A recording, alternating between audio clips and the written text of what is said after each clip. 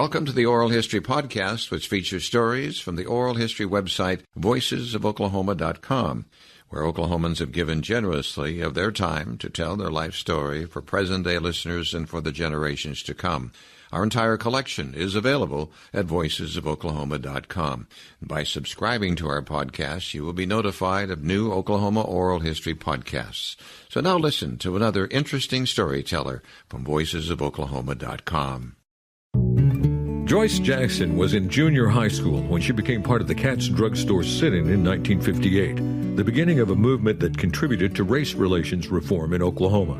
Joyce was the first black woman hired to be on television in Oklahoma at KOCO 5 in Oklahoma City, becoming an award-winning broadcast journalist, producer, and talk show host. In 1982, she began a career in the Oklahoma Department of Justice as a public relations officer until 1997, when she left the agency to become the communications director for the Illinois Department of Corrections. She returned to the Oklahoma Department of Corrections as the executive communications administrator in 2005. Joyce also worked as a professional model for 20 years and owned a modeling and charm school.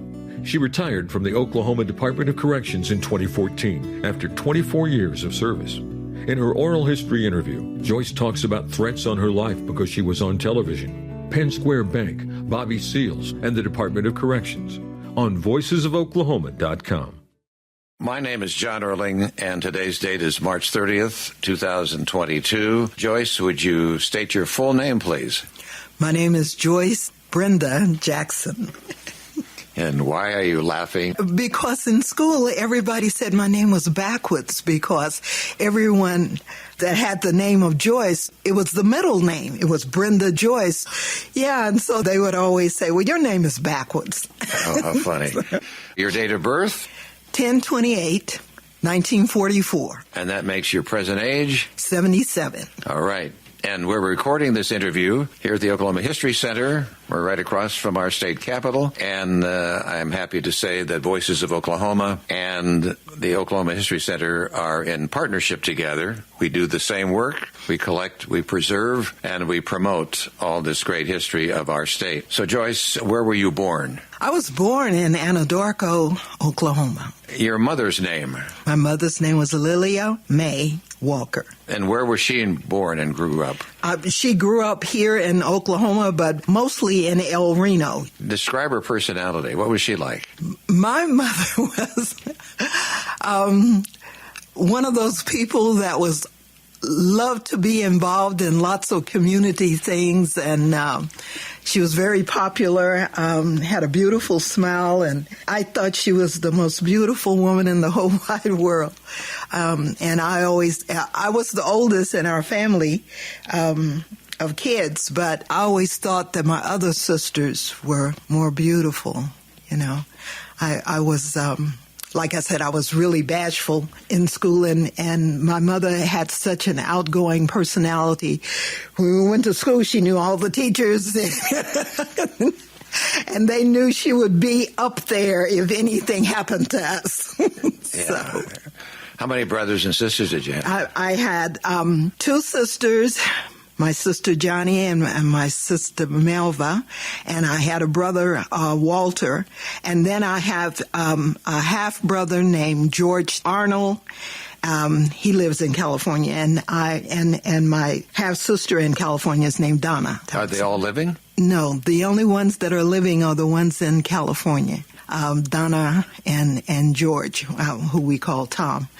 All the time, because when he was a little kid, he used to beat on everything and like Tom.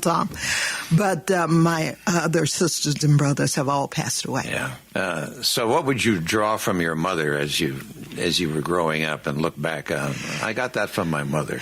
Well, I guess getting involved and being involved in the community. I didn't realize she had planted that. Because I thought mother's always at these affairs that was at church and the affairs in the community, and if they were having picnics or whatever they were doing and if they were raising money for something, mother was always involved. And she didn't finish college, and she always wanted to be in the organizations that presented young ladies. So she sent me to She sent me to charm school because she thought I might become a tomboy. So, yeah. How old were you when she sent you to charm school? I was like, I was about 10, and I thought that was silly, go to charm school. But my teacher was beautiful black woman, and she taught us how to be young ladies, how to sit properly, eat properly. And so I ended up enjoying it. But when she first talked about it, I thought, oh, that's so silly. And because I ran around with all the boys in the neighborhood, you know, and they started looking at me a little differently after I did that. So how thoughtful of your mother to do that. Isn't that great? Yeah. Then your father's name. My father's name is George Arnold. That's why I have the two half brother and sister in California, George Arnold. And my mother and he had divorced because they had divorced, I don't remember when, but the majority of my life I was with my stepfather and mother. And my stepfather was an absolute angel. He was wonderful. And his name? His name was Walter Walker. Okay. And so when I went to school, my name was in Walker. Okay. Mm-hmm. And so then let's draw on him. His personality, that must have influenced you. My stepfather was very laid back. He grew up in Watonga. He grew up on the farm. He had been in the service. He was kind of quiet, very deep.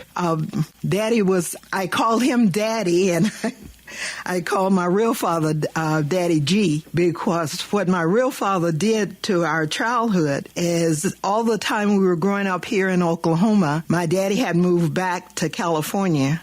So about every 2 years, like clockwork, my sister Johnny and I would go to California and go to school. And so I guess I had the experience of having been in an integrated situation in California and then come back home, and you're always in a segregated situation. And so that happened my entire life, because when I graduated from Douglas High School, that same year I went to California to go to college, because my daddy wanted me to go to school. Well, that was good for you to get in an integrated situation. Was that, can you think back, was that difficult or nerve-wracking for you to come in at first? At first it was, because coming from Oklahoma, being in an all-black situation, and then going to California, and the younger years we went to school in Fresno. And then as we got older, we went to school in Oakland. But in Fresno, in that area, there was a lot of farm kids that we went to school with. And so a lot of Hispanic kids, a lot of Asian kids. It was just different for me. Like I said, I was very bashful. But I made great friends. Really didn't have any negative experiences in going to that integrated school. I do remember a little Hispanic boy that said that I must drink a lot of coffee. And I said, I don't drink coffee. And he said, well, you're really black, so you must drink. Yeah, that's something. And so I told my grandmother, and she said, these kids don't know anything, you know. But that was the only, and it was just kind of strange for me. But other than that, I really didn't have any negative experiences in attending school in California. It's when I begun coming back to Oklahoma and then realizing that you're in a bubble.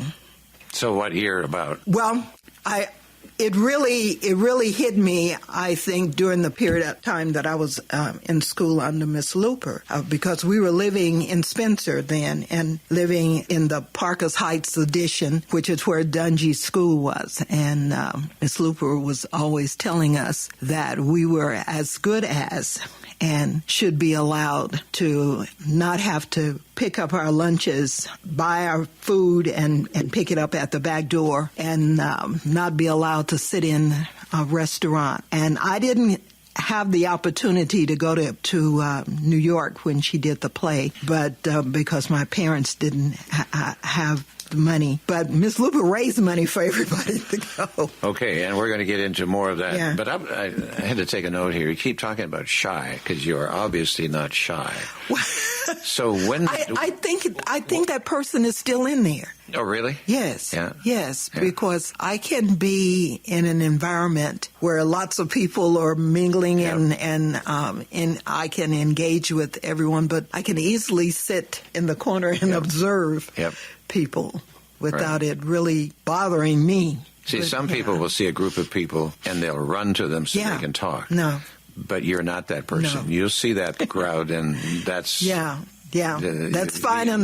Leave them if they there. engage with me, then I'll engage with Right, them. right. But I'm not a. What's the test? The test that they do to determine whether you're Myers-Briggs test. The test where they determine whether you're outgoing or laid back. One of those. Yeah. Well, I'm. You tested. Yeah. You tested shy. Yes. Yeah. And people can't believe that because I've been in so many out front, the person out front or starting things. Yeah, I have that in me too.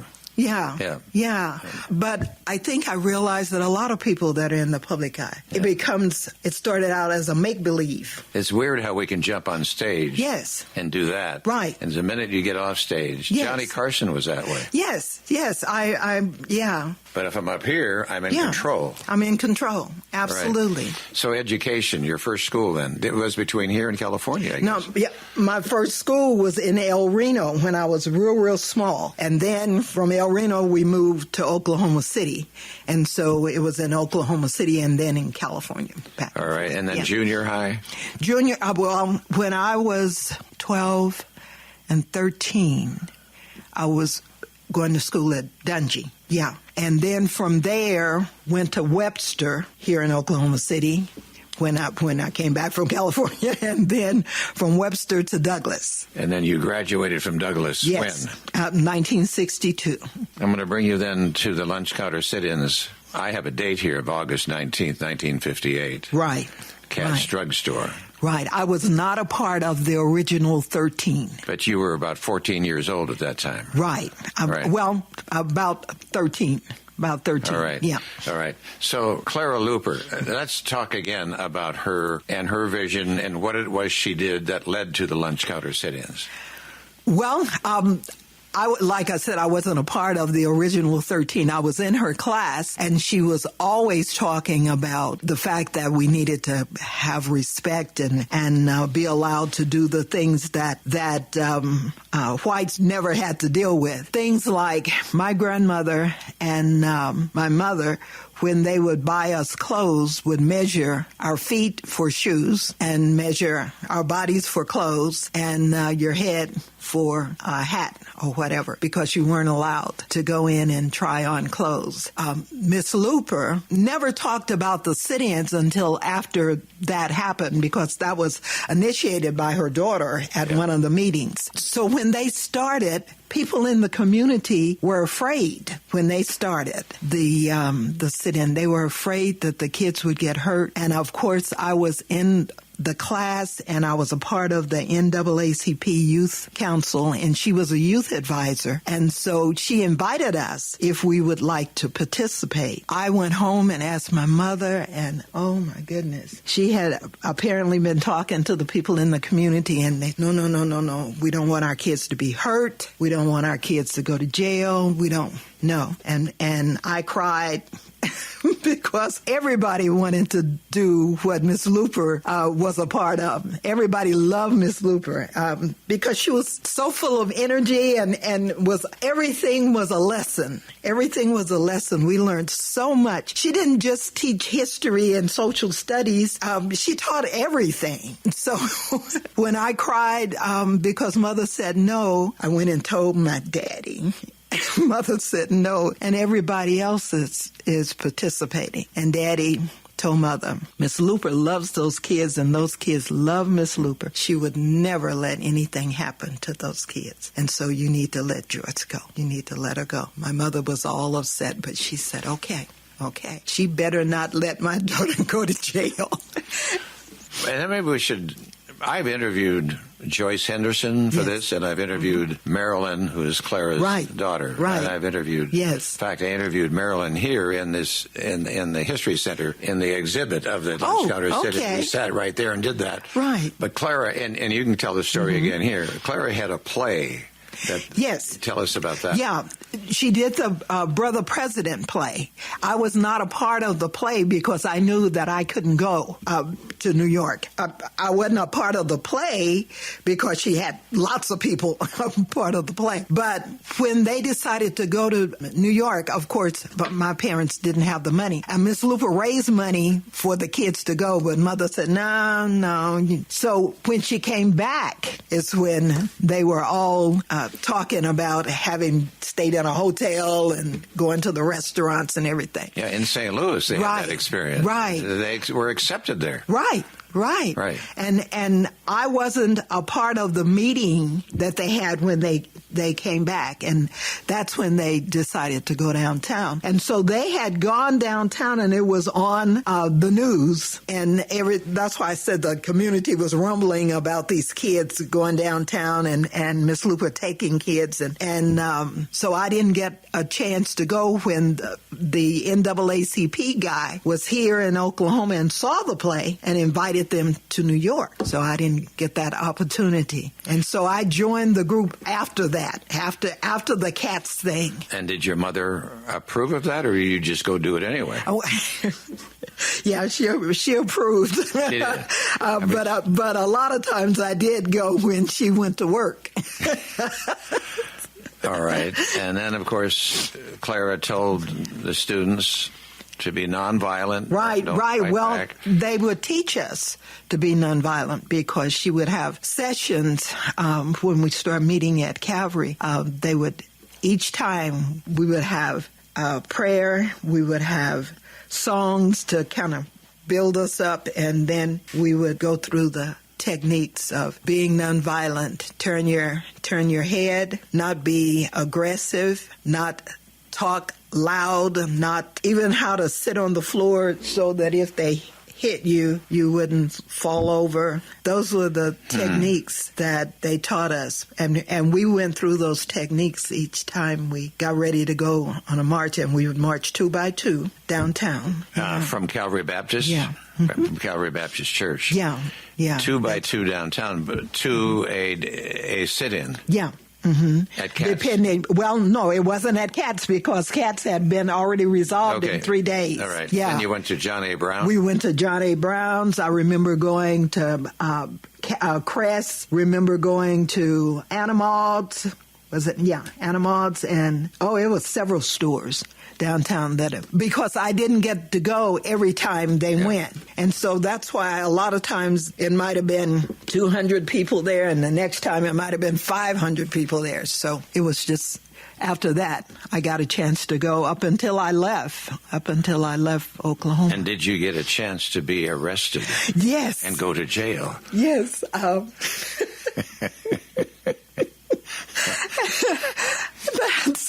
That's one of the questions that kids ask you when you do a presentation at their schools. Did you ever go to jail? I said, yes. And I said, what's terrible about it is I was excited to go because my friends had been. And people always ask, were you afraid? We weren't afraid. We were with Miss Luper. And we had no fear of being a part of anything that she did. She was our teacher. And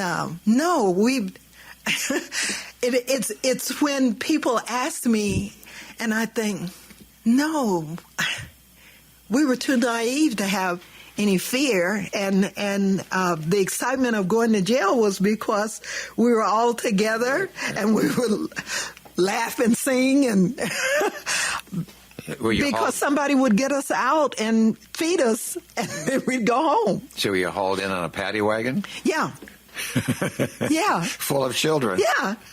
Yeah, and what I didn't realize until I was a grown-up is Miss Luper had made arrangements or had talked to the chief of police to make sure that we were always treated right and carefully watched over during that period of time. What about, there had to be negative, when you did a sit-in. Yes. Okay. How did the white patrons there treat you?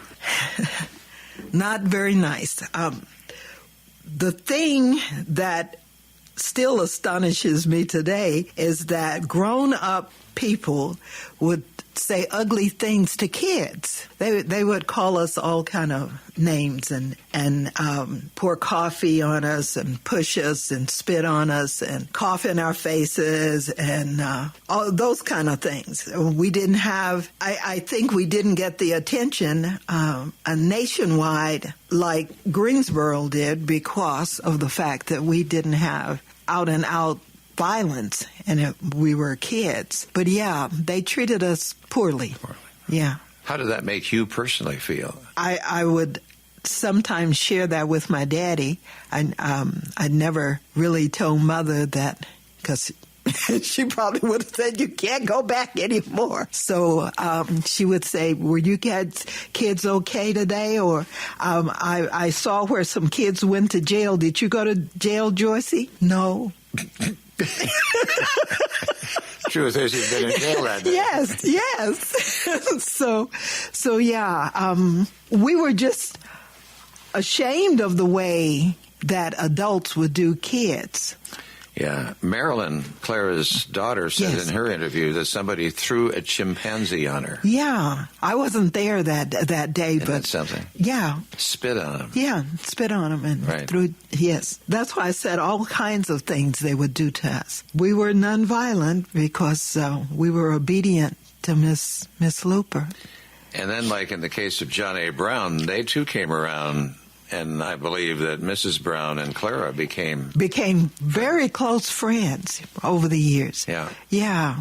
That was that was something. But yeah, that was one of the hardest places.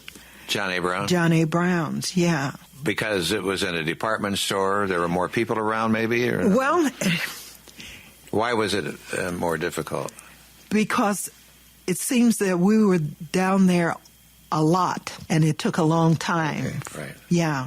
That was apparently during the time that Miss Luper and Miss Johnny Browns finally got together. Remember asking Marilyn about it, and she said, all we want to do is a hamburger and a Coke. Yes. Hamburger and a Coke. And what people didn't realize is we didn't have any money. If somebody gave us money. So if they'd served you, yes, that's right. Anyway. We didn't have any money. So yeah, just a hamburger and a Coke. Yeah. You know, Greensboro actually happened about 2 years after. After, and that's why the history has Greensboro being the first and the most impactful, but it was not. It's not true. And last summer, I had occasion to be in North Carolina. I was in Greensboro, and I was at there's a black museum there, and I went through that. And so they tell their story, and I knew our story. Yes. And they have the huge restaurant that they were on. They have about 35 stools there. It's pretty impressive what they have. But I also understand that Greensboro contacted Clara Luper, and she gave them, you tell it. Right. Well, what happened is some of those students from that area attended the youth conference that they had every year for the NAACP. And it was at the youth conference that Miss Luper was making a report about the activities that had taken place in Oklahoma. And she shared that with them. And so they took it from there and decided to go back to Greensboro and do it. But they got that information from Miss Luper at the youth conference. Yeah. As you moved on in your life, became an adult, you certainly had to reflect on that. That was a good education for you, wasn't it? Yes, it was. Because it wasn't the last time you had to feel being black in Oklahoma. Oh, no. It was when you were 19. It was when you were 25. Yes. And maybe, I guess I'm putting words in your mouth here, but maybe that education there in the sit-in helped you there. Right. I mean, it did. It helped me to really just maneuver through life because, like I said, when I graduated from Douglas, I moved to Oakland and went to college there in Oakland at the junior college, which was a couple of blocks from where we lived on Grove in Oakland. And the school was the Marriott campus, junior college, Marriott Community College there. And I don't think it's no longer in existence. Or did someone say they moved it to the Berkeley area? But anyway, that's where I started going to college, and that was a whole new experience in that my neighbor across the street from me was Bobby Seale. Yes, and my father and his father apparently had been in the service together. And so when I moved to Oakland, my sister and I, and when we moved to Oakland, my daddy introduced me to Bobby and said that he wanted Bobby to watch out for me because I was from Oklahoma, even though I was 16 and felt that I was a grown-up. My daddy said he wanted Bobby to watch out for me. Very naive, How old was Bobby about that time? I think Bobby's 2 years older than I. All right. Yeah. And why is Bobby Seale's a name that the whole world knows about? Bobby Seale was one of the founders, along with Huey Newton, of the Black Panthers. And I was a part of that organization at the very beginning when they first started organizing. But when I was a part of the organization, we were going to a local church, feeding the kids and tutoring kids after school is how it started, an after school thing. And then they started bringing in black medical professionals to help do a kind of a health clinic for people in the community. And so that's how I got involved. And I was involved when they first started naming the group, the Black Panthers, when other people were coming from San Francisco and being a part of it. We used to meet in the courtyard at the Merritt campus and just talk about Black history and talk about the laws. And it was during that time that Huey and Bobby felt that there were too many Black boys and men being roughed up or beat up or taken to jail by the police, and when they felt that they weren't deserving of that. It didn't really hit the fan until Bobby and Huey read the law books there in California and decided that they had the right to bear arms because that's what the Constitution in California said. And so they went to the Capitol to demand that the police, some way, somehow, that there's some laws in place that would discourage the police from abusing blacks in the community. And they went to the state capitol to talk to the governor, and it was during one of the sessions, and it hit the headlines in the newspapers because they went armed. Yep. And when my daddy saw that, I was not with the group that went. I was at school.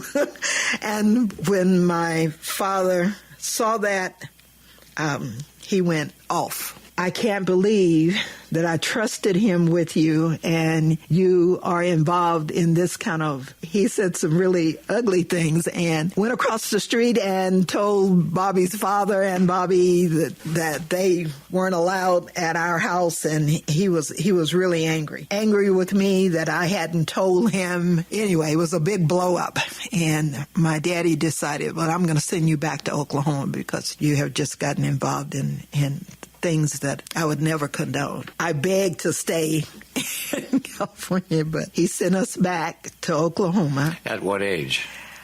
I moved back to Oklahoma in, I think it was 1967. When you went back to Oklahoma, how old were you?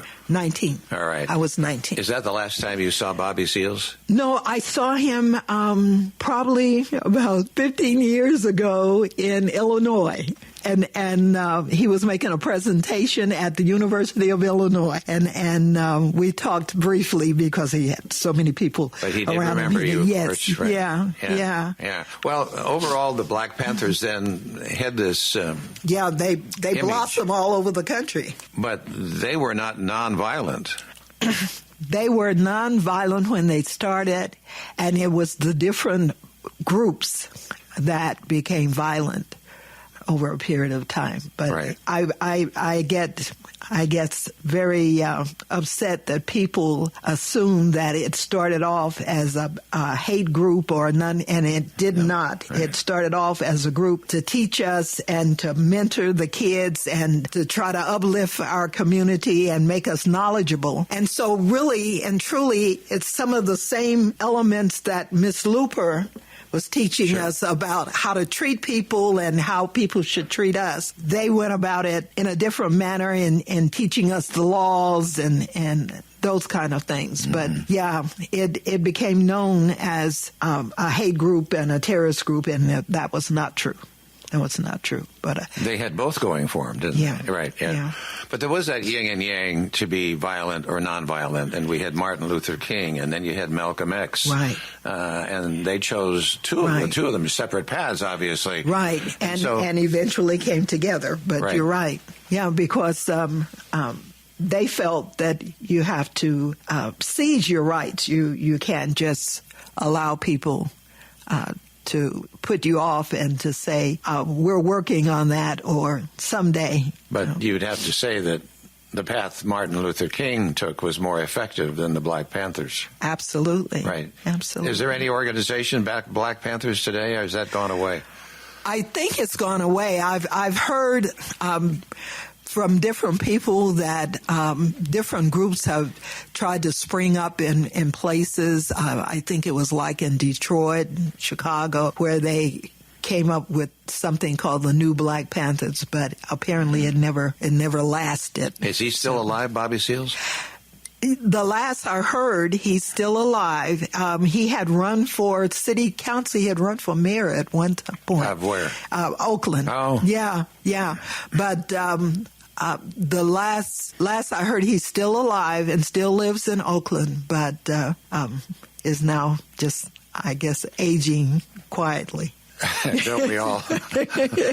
Yeah, right. So he's about 79 then, if he's right, older than right. You, right. And he did write a book. He wrote a book about barbecue. No. Yeah. Didn't write a book about race relations. No. He wrote a book about barbecue. But I have been told that there's a book that he collaborated with someone about the Black Panthers. I haven't read it. Okay, but college. Yeah. College. You graduated from college? No, I did not graduate. I moved back to Oklahoma. I had not graduated. And you didn't go back to school? And I didn't go back to school until I started working at Channel 5. That's when I went to school. All right. In the 60s. You were growing up in the 60s. Yeah. Right. And because when I came back to Oklahoma, I got involved with the sanitation strike. Okay. that Miss Luper was And then doing. Nationwide in the 60s, yeah. For those who are listening back to us, in 63, John Kennedy is assassinated. Yes. Do you remember that day? Yes. And tell me about what your experience was. I remember everybody crying and everybody being so upset because in our community, he was like a light. He was someone that people had a lot of faith in, that he was always trying to do the right thing and trying to make sure people were treated equally. And so, yes, he had So blacks felt they had a friend in him. Right. And so that was very impactful. I remember seeing it on television. It wasn't real. I mean, in your mind, it wasn't real. But it had a major impact on the black community because they really did feel like here was somebody that was going to make a difference. Yeah. I remember radio stations, whether they rock and roll or whatever, they were all playing classical music. Yes, yeah. All of them, classical music. So that was in 63. And you remember Sam Cooke, yes. Songwriter. Yes. Civil rights activist. Right. He was shot at the age of 33. And I remember the fact that people like Aretha was involved with the civil rights movement, with Martin Luther King. And of course, when Martin Luther King came to Oklahoma City, I didn't get a chance to attend Calvary at that time. But when he came to Oklahoma City to be, and I'm trying to remember, if I was even in the city at that time. I might not have even been in the city, but I just remember reading about. When would that have been? About 50s or 60s? It was in the 60s. Yeah. I think it was in the early 60s. Yeah. And then in the 60s, we have Malcolm X assassinated by members of the Nation of Islam. Mm-hmm. And then we're not done yet. In 68, tell me about the day Martin Luther King was assassinated, April 4th, 1968. Where you were, what you heard, and what you felt. I felt sick to my stomach, and I was at my home here in Oklahoma City. Not my parents' home. I was with my baby in the apartment where we were. Had just gotten off from work because I worked 2 jobs, and they made the announcement on television, and I was just sick to my stomach. Yeah. Because my first thought was, I guess this country is going to try to kill off all the blacks that are trying to make sure we have rights and are taken care of, that everybody that's speaking out. So yeah, it was people were crying on the street, people were calling each other, and churches were coming together, and so yeah, it was quite a moment. I always remember at the end of the day, Robert Kennedy took a stage and he tried to calm the crowd, and he did a good job. Mm-hmm. And then little did he know, he would be assassinated. Yes. April, May, June. At 3 months, April, May, June. At 2 months later, he'd be assassinated. Just 2 months. Yeah. By Sirhan, Los Angeles. And he was in the presidential primaries at that time. And that, too, had to be impactful to you because you knew how much Robert cared about the blacks and all that, and Martin Luther King. And so that happened to you, too. But people were more, I think, because all those things happened, people were then just kind of in shock, just disbelief that these things keep happening. So you're back in Oklahoma City, and then you're 19, and you went to work for Channel 5, KOCO. Why even the television station?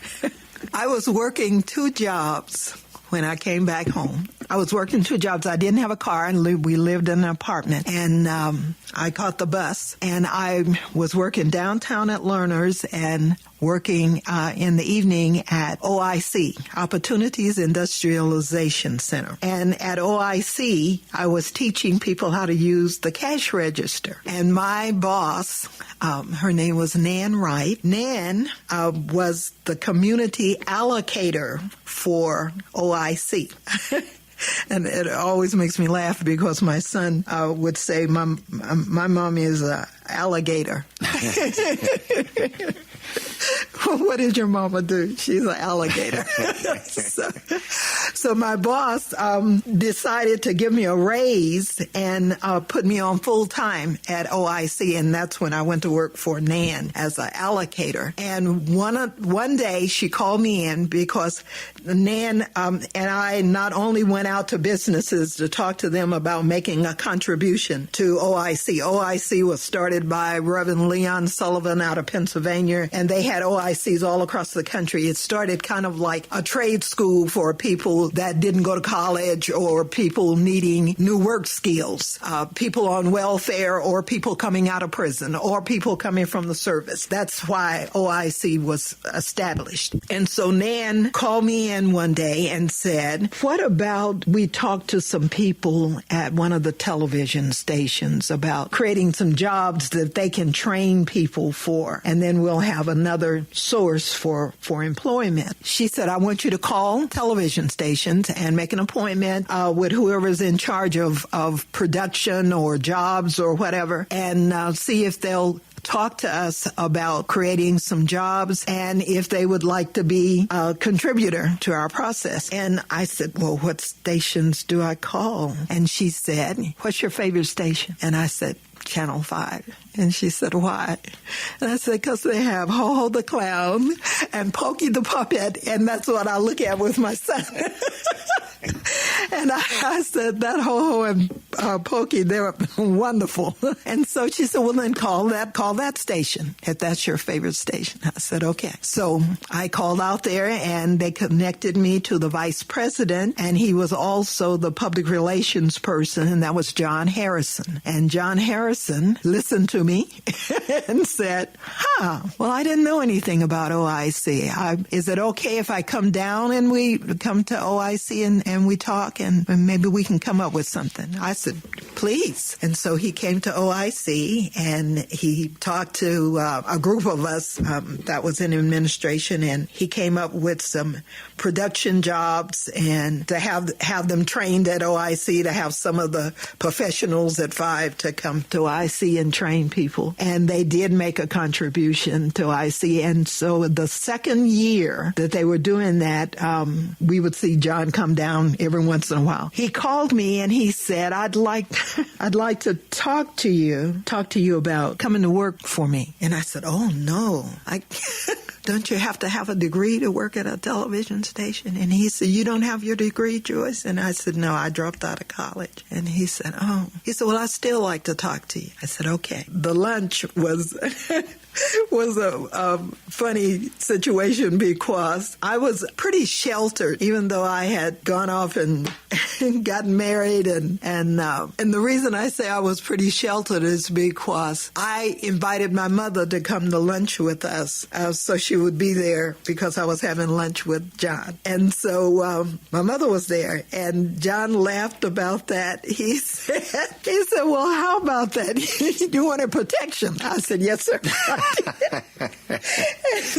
and he teased me about that for many years, but he offered me a job being his administrative assistant because his assistant her and her husband were moving out of state because he had a better job offer. And he said I would be giving tours, part-time receptionist, his administrative assistant, and helping him with maybe clients that came in to do commercials. I said, well, let me think about it. And so when Mother and I left, Mother said, why did you say let you think about it? That's you'll be working at a television station and whatever you pays you will be more than what you're getting at OIC. And I said, because there's nobody black out there. And Mother said, I think there is one person. There's a black guy that gives the prayer when the television goes off at midnight. And I stayed up to watch that.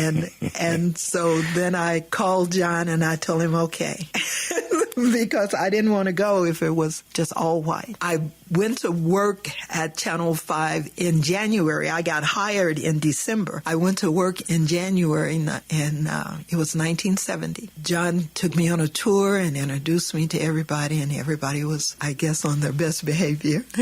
They were all nice and they were all white. Yes, yes. And so when we got back to his office, I said, where is that black guy that does John said, well, he's the janitor, but he's a minister at a church, and he gives the prayer when we close the station. And I said, that's the only reason I would work out here. And he said, you wouldn't work out here because I offered you the job? I said, no, you just need to have more black folk out here. He said, well, okay, I'm starting with you. I said, okay. So I went to work at Channel 5, and it was traumatic. Traumatic? Well, it was wonderful. Everybody was kind to me there in the station. But the phone calls and the people said, once John put me on the air 6 months. Okay, talk to us about that. You're doing all the things he described your position to be. Doing the telephone and giving the tours. We would have a couple of run-ins with clients that would say, you work here?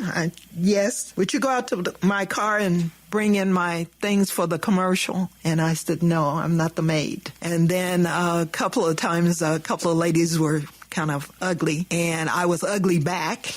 And that's when Ho-Ho came in, hugged me and told me, Joyce, it's not nice to use ugly words. And he said, make those words so special that you only use them for special people. He said, you can't cuss out everybody. I said, okay. So it was after that about 6 months after I was there, John called me in and he said, I want you to go downstairs and I'm thinking about putting you on one of the talk shows we have. And I said, I don't have my degree. He said, yeah, you told me that. He said, but I'm going to teach you how to be on the air. He said, you can talk. And I said, okay. So John started working with me to do a talk show with the guy that had a talk show. He was a law student, and we became good friends, too. But you kind of did an audition. They wanted to see what you looked like on camera. Right. And they took me down in the studio, and John put me in the middle of the studio and had me to just answer some questions that he asked me, and I started crying. And the camera guys were laughing. I said, I don't think I want to do this. And he said, why? And I said, because everybody will be looking at me. He said, that's okay, Joyce. That's okay if they look at you. And so... but what made you cry?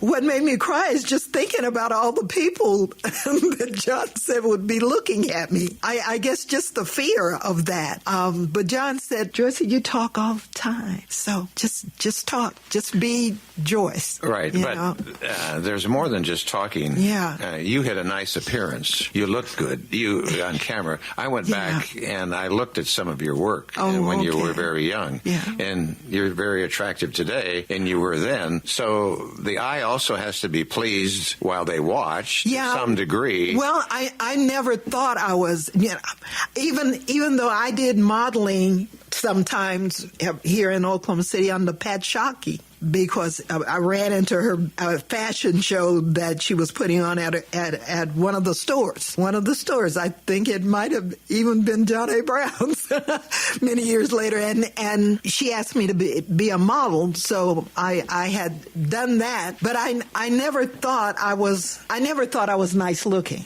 and so John apparently thought I was. And he also, not everybody is telegenic. Is photographic. Yeah. Some can be good looking and the camera doesn't treat them right. Right. But it treated you right. Right. So you had that going for you. Okay. Yeah. So he talks to you, you're crying, you don't know if you want to do this. Tell me what's next. So we did that a couple of times, and finally he put me on the show, and it was called The Now Generation. I can't believe I can't remember the young man's name because he became an attorney. We would have guests on all the time, and when we first started off, he would just kind of tap me on the knee to say, "Okay, it's your turn to talk." It got easier and easier, but the first time I cried, just the fear of people that was an looking audition, but you didn't cry when you went on the show. No. Okay, so then what things did you talk about in that show? Oh, we talked about community projects. That was one of the public service shows. I ultimately ended up doing 3 additional shows after that by myself, after the young man left and finished law school. Then I was put on a show called What's Happening, and did that for, I think, a year. And then I was put on a show called Black Review. And then when John talked to me about, that was during the period that Ben Tipton had closed the KBYE, closed it down, and he had been blackballed from radio. And John was saying, what do you know about this Ben Tipton? I said, Ben Tipton, everybody loves Ben Tipton. He's probably the best DJ in the whole world, in our world. And he said, what would you think if about him coming out here to work? I said, I think that'd be great. I said, if anybody deserves it, he does. Ben Tipton has taught so many people. I said, even he was teaching me for a while before I got into into television when I was working at the Soul Boutique. But he was teaching you radio. Yeah. Right. Yeah, for a period of time. So he was a big name in this town, yes, a radio station. A big name. Right.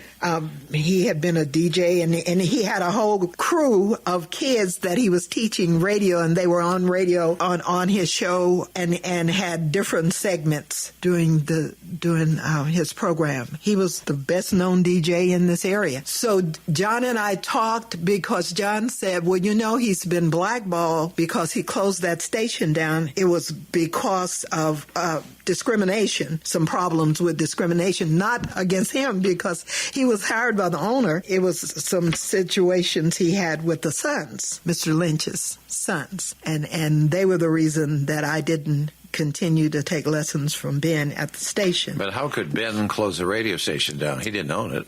He didn't own it. He took it off the air. He shut it down. How could he do that? He did it. He did it. Okay. Yeah. All right. Yeah. He didn't have the right to do it. He did it because of all of the racial problems they were having. Yeah. And so FCC apparently blackballed him because he did that.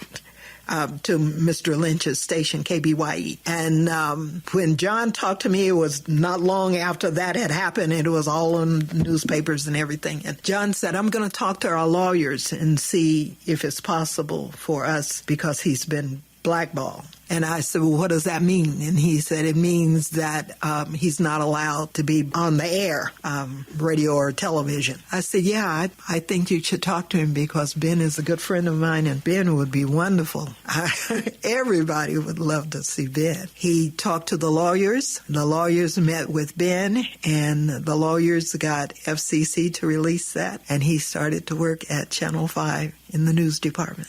Yeah, and he did the show with me, Black Review, probably about 2 times, and then John said, why don't we give Ben the Black Review and give you another show? I said, okay, and so Ben took over Black Review, and I did a Saturday Review, which was just community-wide, all of Oklahoma City, on different things. And Ben focused on people that had done historical things, but it was always the Black community. Yeah. Yeah, right. Who were the other personalities? This would be in the 70s. Right. At Channel 5. Who did news and weather and some that people would remember? Well, the person that took me under her wing and the very person that I realized later on that people thought we would not get along was Ida B. Ida B. became... Ida B., I didn't realize she had been a teacher before, but when I met Ida just kind of took me in like her child and was always giving me pointers. And Ida B. was the very first person that put me on television live on her, because she did her show live. Ida B. was the biggest thing in Oklahoma. So she did a talk show? Yeah, she did a talk show for a long, long time. When she would go, she had different sponsors like a travel agency, and I can't remember the name of the agency, but she would take people, people would sign up and go on a trip wherever Ida was going as part of the commercial package that they paid for Ida's show. Ida went to John and said, I want Joyce, instead of bringing in, she would bring in people either from radio or from in the community, just to tape her shows while she was gone. And she asked John about me doing her show live. And he said, yeah, if Joyce would do it, that'd be great. And so John called me in and he said, I don't want you to do it. And I thought, no, I can't do that. That's live. That means if I screw up. Or if I cry. Yeah, they can't fix it. And so John said, it's going to be okay. But Ida was always so much fun. And when she used to have models on her show, and when she realized that I was doing some modeling every once in a while for fashion shows at stores for Pat Shockey, she had me on the show doing some modeling. And but Ida was always like a mother figure to me, because she was always sit up straight. Any other names, personalities? Well, Hold the Clown, of course. was at Birchall. We became close friends working out there. And I was friends with all his family. And, of course, Dr. Bob Blackburn, he was Bob when he used to come out to the station. That's his mother, Ida B. Oh. Ida B. Okay. That was his mother. And so I met him when he was Bob Blackburn was the director here of Oklahoma History Center for so many years. Yes. He was just a little kid when he used to come to the station. That's cute, right? Yeah. How about a newscasters or weatherman? I just ran into somebody I worked with. I just ran into Jane Giroux the other day. Yeah. I hadn't seen her in a long time, but Jane started out there. I remember when Jane first put her on television. She smiled at everything, and I remember her first hard news story. She smiled at the no, but it was just reaction. So Jane worked out there later as I was leaving. Jane was out there. And let me just say, I've interviewed Jane. Yeah. And you talk about shy. She was shy. Yes. And she became Miss America. Miss America. And she was hoping she wouldn't be Miss America. Right. Because all this attention that would come to her. Right. Yeah, she tells that story. Yeah. Overcome shyness. Another one who was shy was David Boren. Oh, okay. He had a hard time asking for people for money and knocking on the doors and coming out. Right. So anyway, but Jane Giroux, we have her interview on Voices of Oklahoma. And I was trying to think of the main anchors that were out there. Jerry, I can't think of his last name. He was in the sports department. He was there for a long time. And the two main anchors, there was one blonde female, I can't recall her name right at the moment. She was there a long time because that's when she was the main anchor, but the anchor we had for a long time was... I can't help you because I wasn't here. Yeah, right. I'll have to think. Yeah. Have to pull up their names. All right. So, but you did these talk shows, but you did some news story? Yeah, they started putting me in news as a filler sometime. It wasn't until Gannett purchased our station that the news director was a vice president with Gannett and over USA Today. When he came to our station, then he was there. God, it's awful to lose names, and then they come back to you at some strange time. Right. But he watched me do some of the little talk show things, and he talked to John, and then he called me one day, caught me in the hall, and he said, "You ever think about coming into the news department?" And I said, "No." You're always saying no. I said, "Oh, no, that's too scary." And so he said, "I want you to give it a try. And so I shadowed some of the reporters. I shadowed, matter of fact, each one of the reporters, the sports person, and we did a sports stories, and I shadowed people, a wreck on the highway or something. And then because I had been a partner with the guy when I first started on the talk show, they said, "Well, we want you to fill in sometime, like on a weekend." And so I started doing that. A newscast? Yeah. And you couldn't believe that either. No. And that's when I decided. I told John, I said, "I'm thinking about enrolling in college." He said, "Good." He said, "But you need that for you. You don't need that for what you're doing." He said, "Because you're doing fine. You're doing great." And when I enrolled in Central State University, when it was Central State, the professor said, "Did you come to just observe?" I said, "No, I came to get my degree because I dropped out of college." And so a lot of the students thought I came to teach. Because you were several years older than them. Yeah, and not only that, they saw me on television all the time. Yeah, they were seeing me on television then on a regular basis. Because once I started working, filling in, then I ended up working in the news department. Yeah. So you became a news person. Yeah. There was a big story called the Penn Square Mall story. Biggest story in Oklahoma. And tell us why. Tell us about it. It was because of the oil boom, and it was because of the money that was given out by Penn Square Bank. And they were connected to Chase Manhattan and some other major banks across the country. And they closed down. And I got word of it. My husband was an attorney. And I got word of it from some of the people that he worked with. They called me and said, Joyce, I got a little bug to put in your ear. I said, what's that? They said, Penn Square Bank is going to close today. I said, no. And he said, yes. They're already in Washington. There are people in Washington that's getting ready to close that bank down. And he said, so that might be a story for you. I said, okay. So I went to my news director and I said, I've just gotten word from a reliable resource that Penn Square Bank is going to close today. And he said, oh my God. I said, yes. What should we do? And he said, call and see if you can talk to the president that's out there at Penn Square. So we called on our way, and we were told the president was unavailable. We went out there anyway and went in the place, cameras rolling and saying, we'd like to speak to the president. And so he came down, and we went in his office. So we have him on camera saying, oh, no, there's not any problems with it. And they closed it that day. Probably right after we stepped out of the bank. It wasn't long. They closed the bank down. And so it made nationwide. Yes. I remember I was in Colorado on vacation. I heard about it. Yes. And they, to get their money out. Yeah. And they couldn't. They couldn't, yeah. And that became the biggest story. And you broke the Penn Square Bank story. Yes. Right.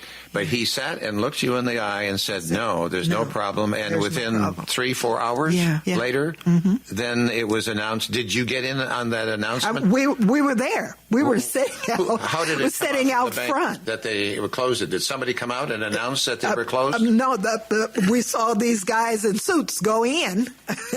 And then later on, when we saw the bank close and locking the doors. And you got video of that? Yeah. And you were the first television station there. Yes. Probably the only one. The only one. Because you were on there anyway. Right. And you decided, we're going to hang out. We're going to stay here. Right. You saw the suits. Yeah. Wow. Once we saw the suits, we thought, we better hang on. Yeah, we better wait, because we called back to the station and we said, we got to interview, but he denies that there's nothing wrong, there's nothing happening, and we saw the suits go. Wow. And so the news director said, just wait. Just wait. What great advice. Mm-hmm. Well, that was pretty exciting for you to be the first person. Right. And it was the first time that it was during the days where the networks would purchase stories from locals, if they became big enough. They, of course, purchased that story. I'm on that story when they did the ABC broadcast and got a little stipend for. Did you get on yourself? Yeah, I was. When I did the story, they put a snippet when they said nationwide. It went nationwide, and I got a little snippet from them paying me. They paid you. Yeah, they paid you a snippet. Yeah, a snippet. So that was after that. Lots of people got paid, for doing different things for the news. No, I knew that they were doing that before, but I never had a story that big and didn't expect that one to be that big. Right. So you broke that, but then we've been talking about you being on television. You're the first black television person in Oklahoma. Female, because they had blacks at black men at 9 and 4. Okay. Yeah. All right. Mm-hmm. First black female. Yeah, I'm first black female because and I didn't realize that. Because I was a founder of the Black Media Association, because we all joined the National Association of Black Journalists that year, and we started a little organization because it was just a handful of us. I was the only female, but I thought I was the only female here in Oklahoma City, and come to find out I was the only female in the state to be on television. So you kept saying no along the way, and in spite of that, look at all the great things that happened to you. Right. That's why I said I never planned anything. So how long were you at Channel 5? I was at Channel 5 about 12 and a half years. Did you ever want to go to bigger markets, or did you have I got offered 3 times to go to bigger market. Where? But like I said, ABC. Oh. Yeah. My husband was an attorney here, practicing attorney. My kids were in school because he had 2 daughters and I have a son. And so the first time I got offered, they were in middle school. We talked about it. I got sent to New York because New York ABC was then sponsoring my talk shows. They were General Foods was the sponsor for my talk show here in Oklahoma. Here in Oklahoma. And I got offered to go to ABC to work in news when the kids were like in middle school, and my husband and I talked about it, and he said, whatever you want to do, you know, I'm with you 100%. He said, but I will say, I don't want to live in New York, and I don't want to have to take the bar again and be in a place. He said, but I'll do whatever you. And so the guilt of taking my kids out of school and pulling my husband away from his profession, I decided it wasn't worth it to move to New York and start a whole new life. So I turned it down. And then a couple of years later, I got offered to go to Houston, and it was an ABC, a network station. And then the third time I got offered to go to ABC, what I didn't know is my boss was trying to persuade my husband because I had told him, I said, well, no, my husband doesn't want to go to New York. I'm not going to New York. But then the third time I got offered, what I found out later is my husband during that same time got an offer to work with the CIA. He came home all excited about some people contacting him about an interview to work with the CIA in New York. We talked about it, and he did the interview, and then he came home and he said, I think your boss had something to do with that. And I said, no. And he said, yeah. He said, but I'm not going to New York. And so when I asked John about it, he said, they just asked the station, did we know somebody that was qualified? And he said, and I recommended him. And I said, John, you were just, but no, I got 3 offers to go to network. And what a compliment. What a compliment. Yeah, that was a compliment. Did you ever have regrets about that? No. Okay. No. Good. No. Good. I even got nominated for a Peabody Award. 2 of our documentaries, and one of the ones that I was involved in, Victims of Circumstances, which was about 2nd Street and about Roscoe Dungy, and it's at the it's where they keep all the Peabody nominations. So you got the award. I didn't get the award. I was nominated. Yeah. Okay. And that's like the Academy Awards when you get nominated. Absolutely. Yes. Right. No right. question. That somebody felt that your work was that good. Absolutely. Yes, and so that made me feel this big. Yeah, right. Okay, family names. We need to know your husband's name. My husband was Melvin Combs. And he's no longer... He passed away at the end of 2021. Wow. Mm-hmm. So recently. Yeah. And your children's names? My children, Lori Combs is my stepdaughter, and she is an attorney, and she's been practicing now for 30 years. She's getting ready to retire. The other daughter is Shari Combs, and Shari passed away 3 years ago. And my son's name is Taft Jackson. Taft? Taft, T-A-F-T. Oh. Uh-huh. And what does he do? And he lives here in Oklahoma. He's working here. Yeah. Yeah. Why'd you call him Taft? His father's name was Taft. Oh, okay.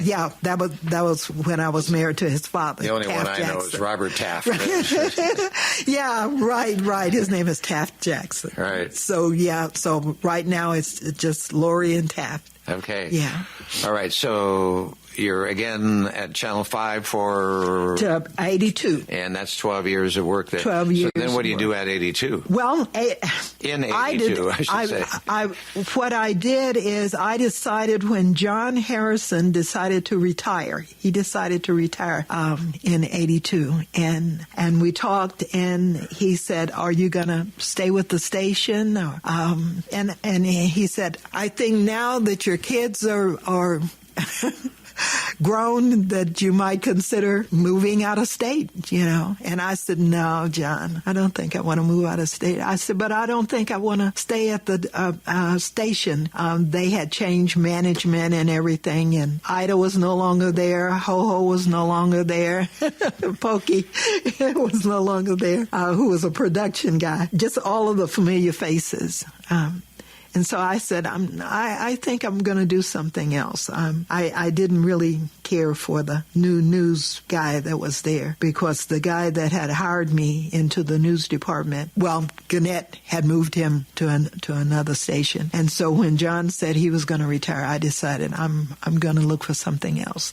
And one of the things that used to bother me is not only the fact that people call you the affirmative action.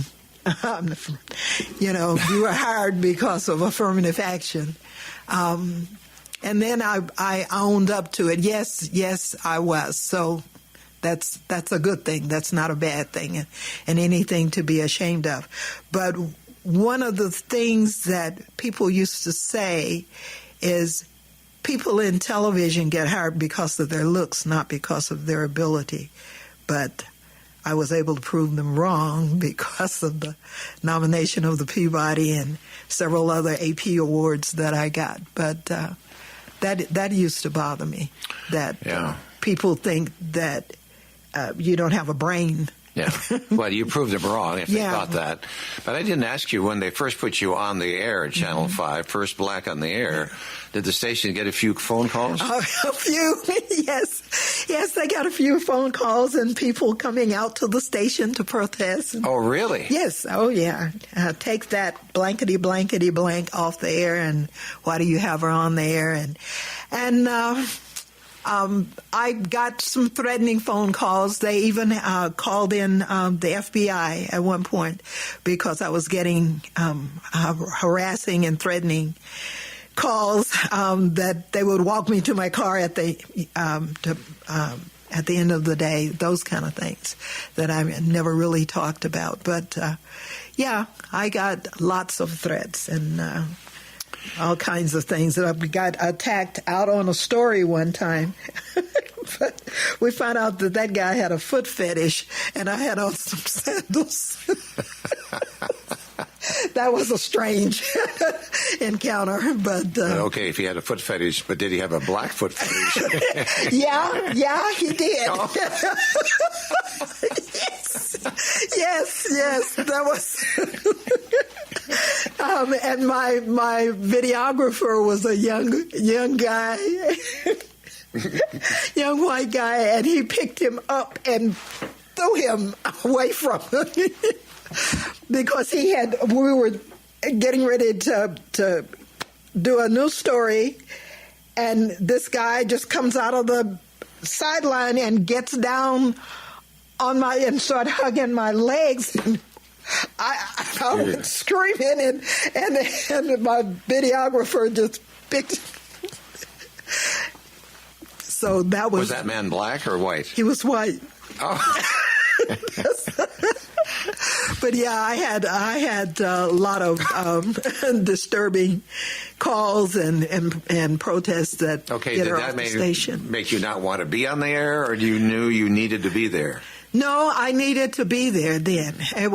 Then I realized that, and the community had embraced me because it was the first time, and I would fight for them to make sure that they did some balanced stories, because when I got in the news department, all of the stories to me about black folks was about something negative. Mm-hmm. They were going to prison, they got arrested, they got shot, they were in a fight. We have other people in the community that's not going to prison and didn't get in fights, that might be going to church or going to school or doing something wonderful. And so I became probably a force to make sure that we had some balanced stories about the black community, and that we put the spotlight on people that were in the community doing things. I'm a little surprised there was such reaction to you, because you said they were black males on other stations. They were on before you, weren't they? They were on, Channel 9 had McDaniels. Well, yeah.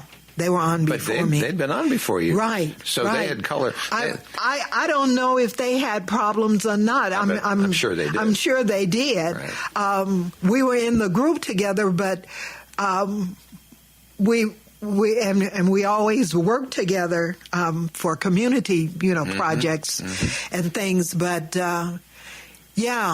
they. So, do you think that died down within a month or two after you'd been on, or did it died down? I'd say after several months, it died down. The worst was when I was getting the threats, and the FBI started checking everything and making sure I was safe, and that was, to me, the worst. Because it was scary, because first I just kind of blew it off, and then that was, it was about a couple of months, and then it began to die down. So you're in your early 20s. Yeah. Mm-hmm. And you have a son, and so you had to be nervous about him. Yes. And where he went to school and all that kind of thing. Right. So this was not fun, being a TV star, was it? No. And when I decided to go to school, after that, after things settled down and I had been out there a while and decided to go to school, I still was worried about when the kids came home, because, like I said, my husband was practicing law. I was in television, and sometimes I'd be working days, and sometimes I'd be working the evening shift. So, and that's when I went to school. So everything was happening at the same time. Yeah. So that was a little crazy. You mean these threats? Mm-hmm. Okay. Oh, so you went to school fairly early then, after Channel 5. Yeah. Okay. Yeah. All right. So but it was always part-time, take some hours here, hours there. But I didn't graduate until 81. Okay. Yeah. So you did graduate. Yeah. Your degree was in? Communications. Broadcast communications. Very good. Yeah. Very good.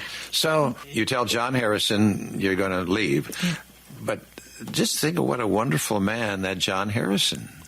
Well, yeah, but John was a mentor to me. John was a great man, that's for sure. And he was my protector for sure. Yep. Yeah. I'm just learning about him now. That's great. All right, so you leave Channel 5. Mm-hmm. What happened? What do you do?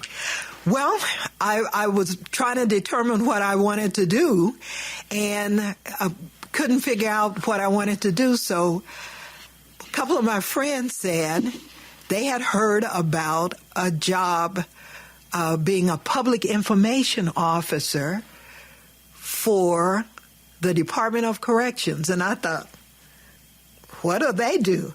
And don't they just hire law enforcement people, And they said, no, they hire people that have been in radio and television, people that know how to operate in the media. And I thought, I don't want to work for the Department of Corrections. And so I thought about it. I mentioned it to a friend of mine that was a state legislator at that time. And he said, that's probably the biggest redneck agency in the state. And he said, no, apply somewhere else. Look somewhere else. They wouldn't hire a black to be the face, because that's what you would do. You would talk to the media about whatever happens there. And it just kind of stuck in my mind that, I'll just go and see. I hadn't applied for a job in 12 years, So I went out there and filled out the form and everything, and then got a call back from their person that handles personnel, said that I had been selected to be interviewed, but please be aware that you go through the interview process with administrators, and it could be 3 to 5 people. The director would determine what 3 he would interview, and they hadn't seen my face. So when they set up the interview and I showed up, they had one black on the panel and 4 whites. And they all said, "We've seen you on television." And I said, "Okay, you're going to leave the television station?" And I said, "Yeah, I want to do something else." They said, "Okay." And I thought they were going to ask me questions about corrections, which I didn't know. And I said, "I don't know anything about corrections," but I was interested in the position because the person that you have to deal with the media. And they said, "Okay." So they interviewed me, asked me mostly questions about television. And I thought, okay, this was easy. And I left and really didn't expect a call. And then I got a call about a week later and said I had been selected as one of the ones that interview with the director. The director at that time was Larry Meacham. And Larry Meacham was well known. And Larry Meacham was not from Oklahoma, and I didn't realize. I thought he had a good relationship with when I got the job. And I found out quickly that he did not, because he was from the East Coast. And our legislators apparently didn't like his style. But Larry was very... a straight shooter. Larry was very religious. When we did the interview, I didn't like the interview, and I had decided I don't need this job. The interview, he scheduled me for an interview, and the interview went from 1 hour to 3 hours. And I decided he must be trying to pick everything out of my brain. And I said, "Are we finished?" And he said, "Yes." And he said, he asked me one question that really stuck in my mind. "Are you afraid of legislators?" "Am I afraid of legislators?" I said, "No." And he said, "Well, I think everybody in this state is afraid of legislators. I'm not afraid of them either."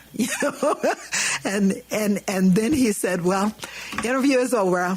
They'll let you know." I said, "Okay." So my thought is, I don't want to work for this guy because I don't know what he was trying to pick out of my brain, It was just my opinion about things, mostly. "Do you believe in the death penalty?" "No, I don't believe that man has the right. I don't care what the person does wrong." And he said, "Even if it's your family?" And I said, "Even if it's my family, that's not man's right. We have the death penalty here in the state." I said, "Yes, sir. If you were to get this job, that's part of your job, is to be there." I said, "Not there where the execution." He said, "Yes, to be at the prison." He said, "Because you would have to talk to the reporters." I said, "I can talk to the reporters, but I wouldn't want to be in that room."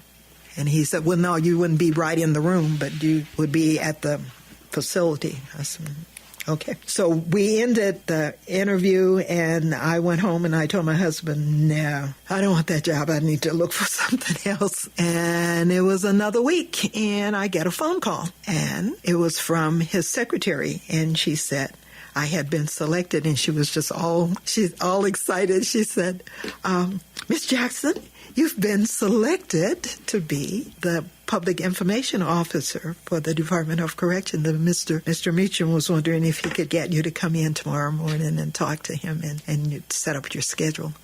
And I said, "Please tell Mr. Meacham that I've decided that I continue to look for a job because I don't think that job is quite for me." And she said, Oh, you're not going to even attempt to come?" I said, No.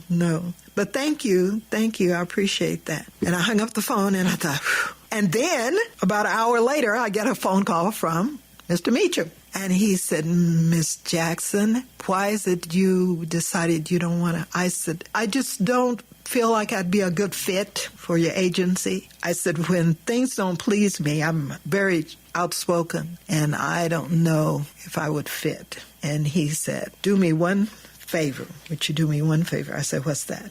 He said, "Would you come in tomorrow? And I won't keep you like I did before." He said, "So we could talk." I said, "Okay." So I told my husband I had told him I had turned it down. And he said, "Okay, well, that's the end of that. What are you going to?" And I said, "No, I told him I would come in and talk to him because he asked me would I do that." And so I went. That's when he said, did I do something to offend you? And I said, no, I just didn't quite feel comfortable with you constantly trying to get my opinion on something when I know that you already have policies that have to be followed. And from the conversation that we had about the death penalty, I do not believe in the death penalty. He said, well, like I said, you would not be in the room, but it's part of the job for you to talk to the media. I said, well, I can do that. He said, what other things made you uncomfortable? I said, just the intense interrogation. And he said, well, no, I was just trying to find out why you would even apply for this job. And I said, well, I don't know. So I took the job. I'm glad I did. Larry Meacham was a hardcore director, very straight shooter, but he was the one that created so many innovative things in corrections that some of those things are still in place. He started a national training for all of our employees and brought in the National Institute of Corrections and did that. And that reminded me of John just kind of nudging me to go to school, but never really pushing, you know. And so I stayed at corrections till 97, and then I went to Illinois and worked for the Department of Corrections as the communications director. Okay, I got to ask you why. Why did you go to Illinois?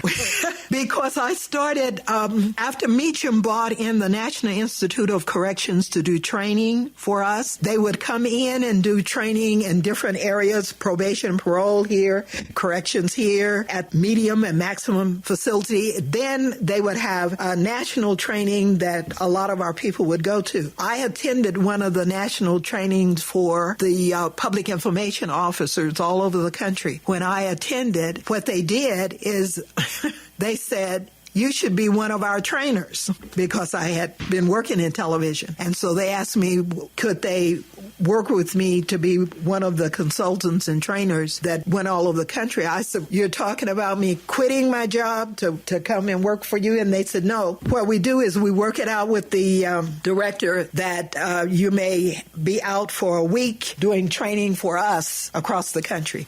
And we pay you federal salary for doing that week. And so I started in 88 and did training probably 2 to 3 times a year in different states. They would fly us, a group of 3 of us. One lady from San Francisco who worked for ABC too, and we're still close friends, and a guy from Los Angeles that had worked in television there, and we became the group. And then we added a guy from the state of Washington that had worked in radio, and he was the public information officer there. And the lady from San Francisco and the guy from California, they had never worked in corrections, but we became a team, and we would fly all over the country wherever the National Institute of Corrections sent us. And I left. I was doing a training on communications for wardens and directors. We had wardens and directors to come to Denver, Colorado, where they have a National Institute office there.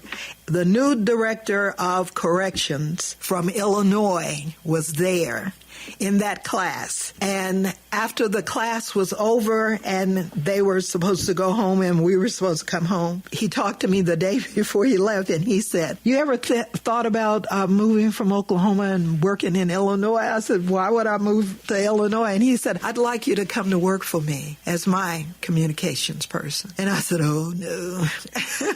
I don't want to go anywhere. Thank you. And so we left. For 1 year, he called me every month for 1 year to ask me, Miss Jackson, would you just come out and check it out? Think about it. I said, I thought about it. Even my staff would laugh because they said, that director is calling you again. Finally, one day, I guess he got me on a good day. He called and he said, would you just come out, because I really need somebody to take over the communication, because the PIO is giving me headaches, heartaches and headaches. I said, I'll come out on a weekend or something. And he said, no, if you'll come out on a Thursday and then stay Friday, and just so I can show you around and see what you think then. So I told my boss in Oklahoma. Who was the director? I said, well, at that time, the director had changed. It was Gary Maynard, who ultimately became the adjutant general after he left corrections. But he was the director at that time, and I said I'd been courted by the director in Illinois. And so he said, well, I certainly wouldn't want you to go, but at least you are honest enough to tell me, why you were taken off. And I said, yeah. So I went out there. That was huge compared to Oklahoma. And what town is that in? Springfield, Illinois is their state capital, and that's where the main office was. I guess it's still there, but we worked out of Chicago a lot in the state office on Thompson Building in Chicago. And so that was the first job I ever took, where they fly you from Springfield to Chicago every day. Every day? Every day. Unless you spent the night. If you spent the night. Okay, but okay. Mm-hmm. Right. But I lived in Springfield. Did they have the main prison was in Springfield? No. The prisons were all over the state. Okay. But there was only a minimum security trustee place there at the central office that was there in Springfield, and an administration building and a training building. And that's where all of the prisons were outside of the city of Springfield. And Chicago, we had offices in the state building, and that's basically where we operated out of. I didn't realize that they had a government plane that all we had to do is sign up. And sometimes we would spend the night, and a lot of times I'd come back on the train. The train takes you 4 hours, like it takes you 4 hours to drive. To fly was 30 minutes. So yeah, and I ended up going up there in 1997. And Melvin was okay with that? We had gotten a divorce. Oh. Yeah. Okay. Yeah, we had gotten a divorce. All right. But we were always close, and he teased me about taking that job after I turned down all the others. And I said, well, just to try something new. And then you came back. I came back in 2005. To Oklahoma, and ended up working back at the Department of Corrections, because when I came back, I was remarried, and I came back home because my husband and I both had graduated from Douglas, and he was very, very ill and wanted to come home. And so I came back, not even thinking about getting another job. I was really thinking about, well, maybe I should just retire. Did you get married in Illinois? Mm-hmm. I got married here before I went to Illinois. But you met him in Illinois. No, I met him here. And his name? His name is Don Coleman. All right. And he's passed away. Okay. Yeah. So what position did you come back to? Well, when I came back to town, I ran into some of the people when I went to the grocery store, of all places, and ran into some of the people that I used to work with in corrections. And they said, we didn't know you were back in town. And I said, well, we moved back because my husband was very ill, and I haven't even thought about looking for a job. And they said, we're getting ready to have a new director, and it's somebody that worked in probation and parole that you knew. You might apply for that job. And I said, okay. Because I hadn't even processed where I would be working or what would be happening. I was just mostly concerned about my husband. I found out that person was Justin Jones, and he had just been hired by the board to be the director of corrections. So I applied for the job. Of what? Public information officer. Same job. Okay, yeah. Right. But it had been raised to communications director, which was the job that I had in Illinois. Communications director, because in that capacity in Illinois, I was over the chaplaincy program. I was over the volunteer program. They all reported to my office, and the training was under our office also. And so I had quite a list of different organizations, positions under the communications office in Illinois. When I came back to Oklahoma, and when Justin and I talked and I applied for the position, he said, that's exactly what we're doing. We're gonna change the whole, because that position needs to have more involvement instead of the wardens. I went to work. So how long were you there? You retired from there then? I retired from there in 2014. In 2014. From 2005 to 2014 yeah. is what you worked there. Yeah. All right, so then you have some opinions. Yes.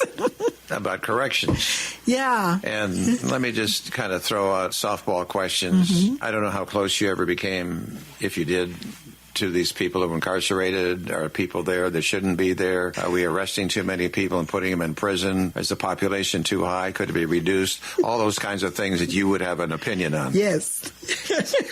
Yes, absolutely. The very first time that I had an opportunity, I toured. One of the first things that Meacham did when I was hired is instead of having someone, he assigned different people to give me a tour of each prison, but he gave me a car, a map, and told me I needed to report to this prison this day, this prison this day, like that. I thought I was going to have somebody to go with me.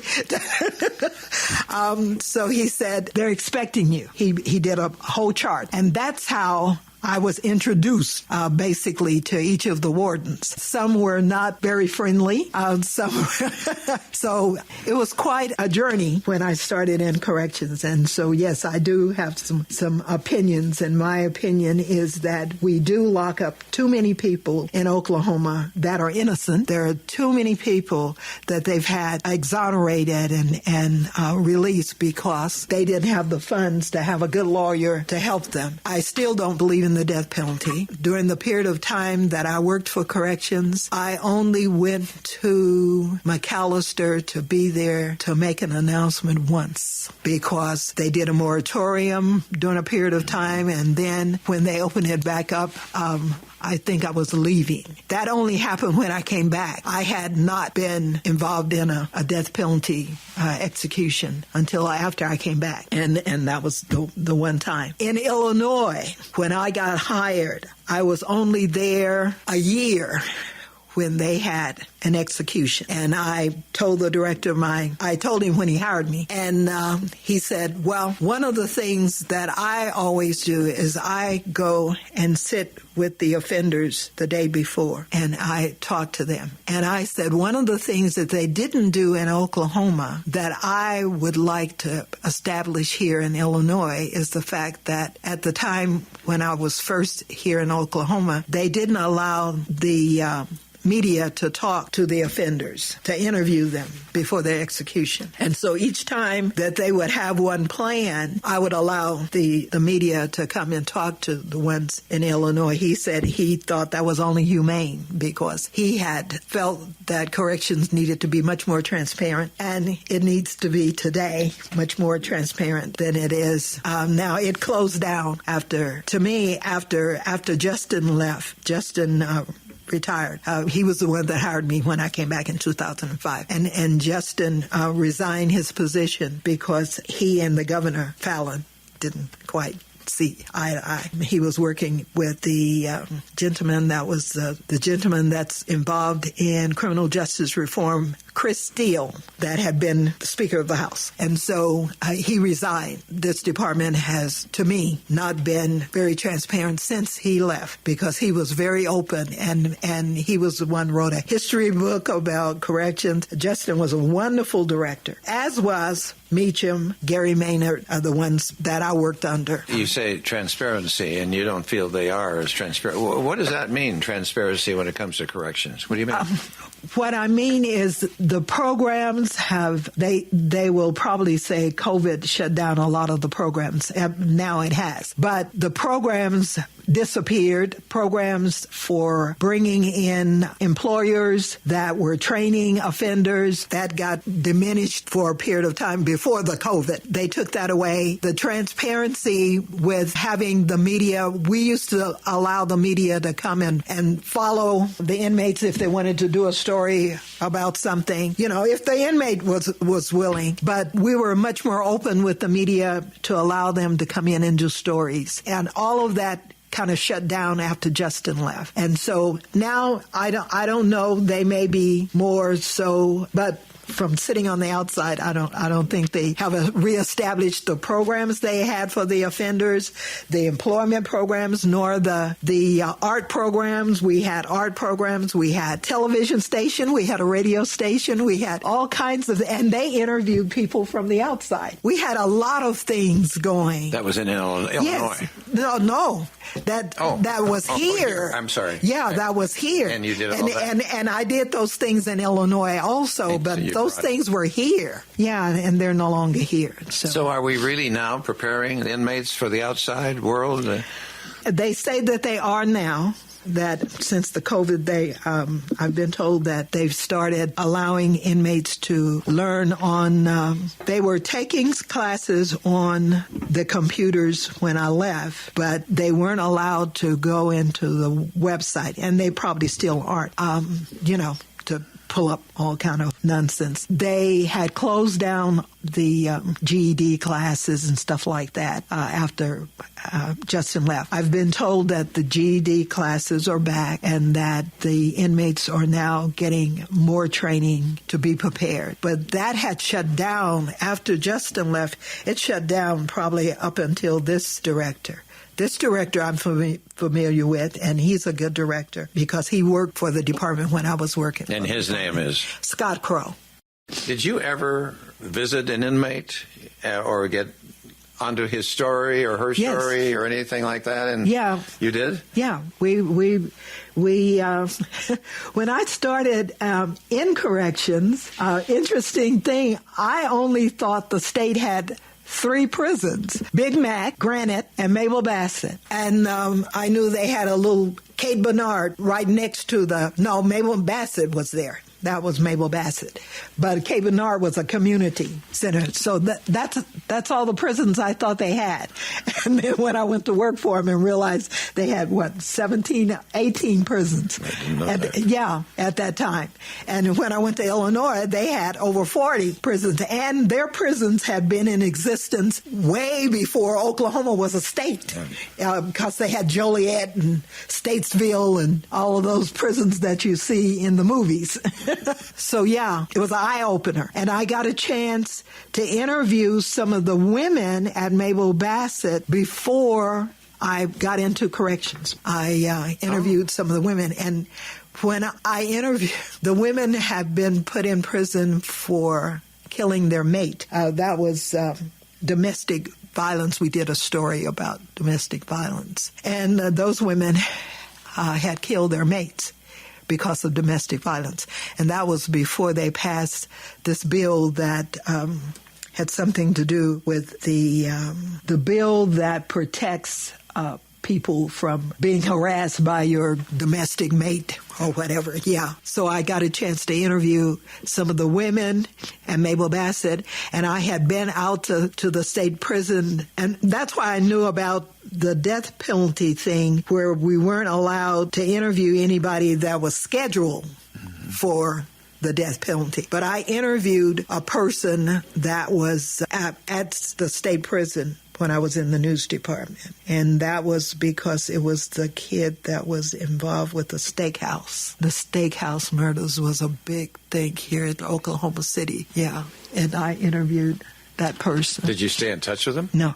Okay. No. I didn't know if you followed any story. And no, the only one that I kind of checked on all the time was the from the steakhouse. It was the female that was Roger Stafford's wife. She's still in prison, and she was Andy Coates, who was the prosecutor, spoke up to have her released because she was a victim as well, and never should have been put in prison. And she's still there all these years because the family's protests every time she comes up for parole. I'd forgotten the name Roger Stafford. Roger Stafford was... And he became infamous in our state because... For killing for the steakhouse killing. He was involved in that. And why did his wife get implicated on that? Because she was with him at the time. They were in the car together. His brother ended up getting killed on a motorcycle or something after the case. But Roger went to prison, and Roger was eventually executed. Mm-hmm.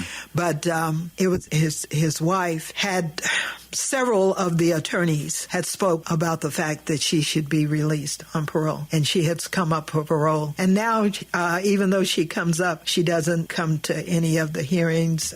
She just says she knows the family will protest it, and so she's still there. You may find this hard to believe. Of course, I was on radio in KRMG in Tulsa, and I was always fascinated with the prison system. And one day I called them and I said, I'd like to interview somebody on death row.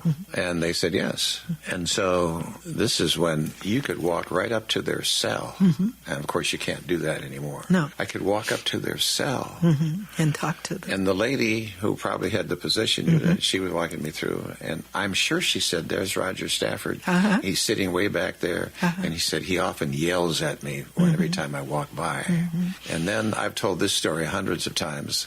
This is not my interview about me, it's about you, but I thought you'd relate to this. I walked up to this cell, and it was a short guy, and he had blonde hair and blue eyes. I said, why are you here? He says, well, I was traveling from California, came to Tulsa or someplace in Oklahoma, and they were after me, and I shot a trooper. And I never made it out of Oklahoma. And I always tell people, you can't tell what a murderer is going to look like. No. Blonde, blue-eye kid that you thought was sitting right next door to you. I've never forgotten that. Yeah. And so I interviewed a man, and he sat in front of me in shackles. That's how the media was treated back then. We could do that. They came in the chair, and he was shackled, and he sat and talked to me. And the security guy stood. Right. And they let me talk to him. And I'll never forget, he said, I have a pet mouse in my cell. He says, they don't know about that. And I can't think of the man's name because that was so well known to me. And he had murdered family members over in Arkansas. And I put this on the air that he had talked to him, and they were offended that I put him on the air. And they probably had a right to. But that's the way. I can still see him sitting in front of me back then. And so I came in 76. This could have been late 70s, early 80s that I went there. And then I interviewed the young man who was 18, 20 years old, and he killed his parents. Right, yeah. Sellers. Yes. Sellers. And I interviewed him as well, but then it was changed. You couldn't go back to their cells and see them where they put you in a room. You could talk to him through the glass. Through the glass, right. And through he the came glass. in, and then he had artwork, and he wanted to sell some artwork and so forth. So I guess I'd talk about my experience, how different it was where you could walk up to their death row cells. Right. Well, at each of the prisons, when they took me on a tour, they took me through all the different areas, and that was the first time that I had walked down where all the death row inmates were. And there was a guy that had gone to Douglas High School, and he said, I saw you on television. And I said, okay. They were kind of talking to each other, through their bars. And it was scary for me, but I ended up talking to young people that was in prison at different facilities, and they would say, would you, if I wrote a letter to my mother, would you see that it gets to her, because I've written letters and I don't think they mail them? And I said yes. And so my boss told me Meacham told me, he said, now all the inmates think that all they have to do is when Joyce Jackson comes out to the prison, just give her their letters or give them. And I said, no, I'm not doing that much. I said, but some of them just felt like they didn't pay them any attention. They were an object, not a person. And I would sit and talk with them sometimes, and I ran into one of my classmates. That kind of blew my mind. And I remember I can't remember what station it was, allowing some television station to interview one of the women that had killed or made for a story once I was there, for a story about that same thing that I had done a story on.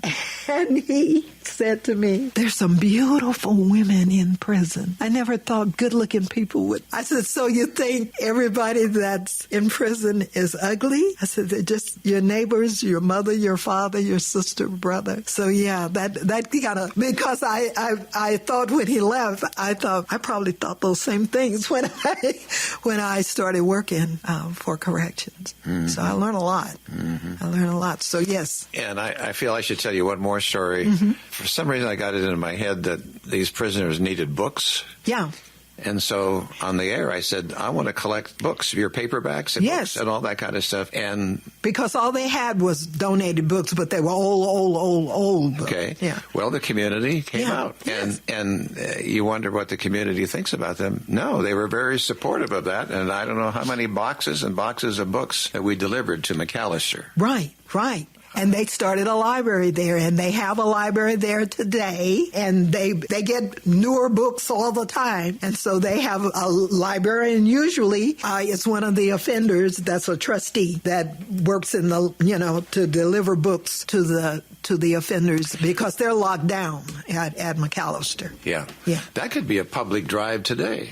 Yes. To collect books. Yes. A lot of people don't know what to do with their books and all that. And, right. Some schools will have book sales, but right. I haven't heard a public call for public it. Call. Well, probably the reason they haven't called for it is because there are different organizations now that have taken on projects by this prison, that prison, and they just did a story last night about a woman's organization that are now taking people, women or men, out of once they leave prison into cosmetology school because they can become their own bosses and make plenty money. And different churches have adopted different prisons, and so they deliver books, hygiene articles to them, and so they take on that. Well, yeah. Then that's being taken care of, right? When we go to Dallas, the route we take, we go by that's Stringtown. In MacAlford. And I always look at that, and I always say out loud, maybe to my wife or whatever, all the stories that are in Stringtown. Yes, yes. I'm curious about Stringtown. Who is there? What is that? A medium? That's a medium security. Okay. Yeah, it was run by the guy. Stringtown is the official name is the MacAlford Correctional Center. I was hired when MacAlford was the warden there, and it was called Stringtown at that time, and people still call it Stringtown because it was an auxiliary to the Oklahoma State Penitentiary when it started, when it was first built, and it was put there for trustees when they first started, but eventually it became a medium security. But Mac treated it like a maximum, and Mac was quite a character, and they named the prison after him. Probably the Oklahoma State Penitentiary, the Reformatory, and Stringtown are probably the most well-known facilities that we have in the state. What kind of crimes would have been committed to get into Stringtown? The same kind of crimes that you would have going to the state penitentiary. The most severe, the murders and those kind of things. The difference with state penitentiary, of course, is that they have a death row, and those people are on the death row, but they still have other offenders there that have committed the most horrendous crimes, and they classify down because they haven't been placed on death row. They're placed at the state penitentiary when they first come in, and they classify down and get to a medium. I'm seeing in my mind when you drive by those fences, the curled barbed wire.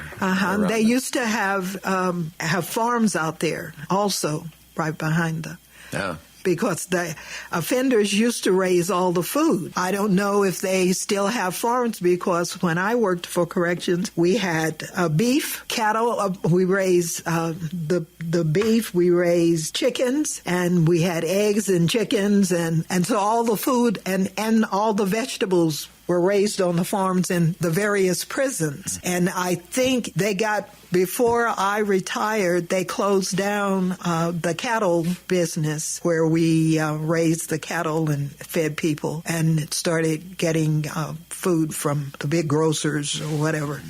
They also taught inmates how to butcher, so that was done by the USDA. So we had that, and then that was a shock to me when I first started, that they would have inmates at the state penitentiary with knives this big, and they were butchering. Yes, that was one of their jobs, and they got certified so that if they classified out of prison, then they got a job. Great profession, right? Yeah. You have so many expert in civil rights, prison system. Yeah. You were a founder of the National Association of Black Journalists, a founder of that. How many black journalists do you think we have in Oklahoma? Well, right now, that organization is no longer in existence. What they are all a part of is the National Association of Black Journalists, the National. They're a part of that now. And I would say quite a few. I don't know. I haven't been active really probably 2009 9. And living in Tulsa, I don't think we have a black on television now. We have had. Well, you have one at Channel, her name is Jackson. Oh, yes. She's been there for many years. Yes, right. Channel and she 6. Came from... KOTV. Yes. No, she came from the educational station. Okay. Yeah. And went and I met her because I was part of a forum. We put together a forum for the people running for governor when Stitt was running. Governor Stitt, right? Yes, right. Yeah, we had a forum over in Tulsa, and that's when I met her. Okay. Yeah, but yeah, you probably you don't have very many over there. We had more here in Oklahoma City, but 4 started with a photographer. Channel 4. Yes, Channel 4, Oliver Murray, and he became management, and he graduated from Douglas High School. He was over there, started as a photographer first, videographer, and moved up to management when he retired from there. You know, this was in the newspaper, Wall Street Journal. I read it the other day. The Black News Channel. Owned by J.C. Watts. Co-founded by J.C. Watts, yes. Former OU quarterback and former congressman. Mm-hmm. And after 2 years, it went off the air. They just couldn't make it financially. Well, you still see them on the air, so I don't know. I know that they've been talking about that it's gone off the air, but it's still on the air right now. Well, maybe something, So I don't know what happened there. And how important is it to have a black news channel? Because I still believe in this day and time that the stations are still not paying attention to a lot of things in the community that are of importance. Now, what this COVID has done is because, I won't say it's because of the COVID, it's because the Black Lives Matter have been so vocal about all of the discrimination and the fact that blacks weren't included in productions and included in news departments, in management, included in all of the things that impact your community, and you don't have a voice, and your voice is coming from the outside, and the outside is making decisions for your community, but you have no voice in the making of that. Because of the Black Lives Matter have spoken up, and because of the things that happened to George Floyd. And now I notice that commercials are now filled with, they now have people of color, people with disabilities, people that are from the gay community. Doors are opening now, just like the Academy Award the other day. And the slap heard around the world. Yes, right.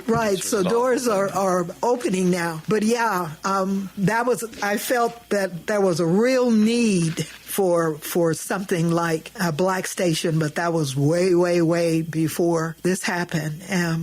I'm sorry to hear that they didn't make it. There are a lot of stories that they tell from our perspective, just like the Hispanic station and just like the Asian stations, Let's reflect on what you did as a child and the sit-in demonstrations and all, and you were the first black and then backlash you received, that maybe you would have thought back there in the 60s that maybe this thing is getting better. I don't know.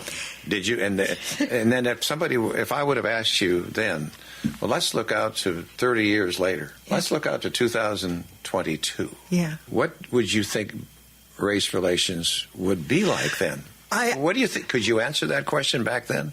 Answer as a 25-year-old then. Answer the question. I thought things were getting better and were going to be much better. Yeah. And here we are behind what was happening at that time. We were trying to open the doors, accommodation things. And here we are at a point where they're trying to squash and close down the right to vote, the right to learn your own history. So I thought things would be better. So you think we've fallen back? Yes. In 2020, we had many riots. Yeah. Obviously, much of it was triggered by the murder of George Floyd. And then I saw polls estimated that between 15 million and 26 million people participated at some point in demonstrations in the United States. The largest protests in United States history took part in 2020. Right. But also, people of all colors, yes, that's what made the difference. But then we should also mention that between May 26th and August 22nd, around 93% of protests were peaceful and non-destructive. Yes. But they were still feeling the need to demonstrate, to protest in a peaceful manner for things that you thought maybe would be corrected back in the 60s. Right. And I believe, and because I was a part of it, I believe that the nonviolent protest is the most effective and it has the most stability. Then I really don't think you can fight your way out of any situation. No. I think you need to use your heart and your mind. People need to be more civil to each other. And I guess I thought things would be much better. Things would be much better. And today, sitting here today, I think we have gone backwards. But maybe, we've had all those feelings all along. And then the Civil Rights Movement came along in 1964. And then so we had to, not because we wanted to. Right. We had to be more accepting in positions and all that kind of thing. But underneath didn't mean that we changed the person. Right. Laws cannot change the people. Absolutely. And so as we've gone along all those years, and now we come out, and maybe some of it is finally coming to the surface because... Yes, I was going to use an ugly term. The pus head was burst. Yeah. It was always sick. Right. And now it's become even more open, maybe. But I think the people, like you said, it's come to a head. It's because they don't know the other people. They don't know. It's hard I believe that it's harder to be ugly to somebody you don't know. And when we were little kids, they didn't know us. They reacted because of the color of our skin and reacted to everything because of the color of our skin. I'm going to stop you. You said it's harder to be ugly to somebody. Isn't it easier to be ugly to somebody you don't know? No, you're right. It's easier. That's what I'm. Right. It's easier to be ugly to someone you don't know. But when you get to know that person, then it's pretty difficult because you realize that person has the same dreams you have, grew up sometimes in the same way, had parents saying the same things. Praying to the same God. Praying to the same God, yes, absolutely. And it's because they don't know or they haven't bothered to know that person, That makes all the difference in the world. How do you just decide you don't like me just because I'm another color? And for history's sake, we're just going through the nomination of a new Supreme Court judge. She's a female black, Jackson, and she was actually asked if she thought babies were racist. And that's because of the critical race theories. And she was asked that question. And so here we have, in front of God and mankind, these kinds of questions. And do you go to church? And how often do you go to church? And you wonder if some of these questions weren't asked because the person was black. Some of it was asked because for political reasons, they wanted to do what they said. You would have thought that maybe this would not, and when you were 25, that would not be dealt with then. Right. However, it's wonderful to have a female black on the Supreme Court. Absolutely. And she will be nominated. I mean, she will be confirmed this coming week. I pray she does. Yeah, right. Yes, absolutely. Right, but some of those questions just really just blew me away. There's so much of Martin Luther King's dream that probably, do you think it will ever be realized? We are... In pockets, it's being realized every day all over the world. In pockets. I don't know. I pray we get to a point where when you meet a person, you don't automatically react to they're so different because the color of their skin, which is, to me... Right, but then we have other races. We have the Jews. Yes, yeah. The Syrians. Right.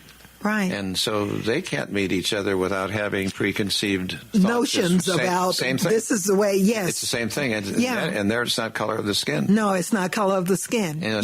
So that'll always be there. Yes. I think this race issue will be here till the end of time. It can only get better. Yes. I don't know if you agree with that or yes, not. I agree.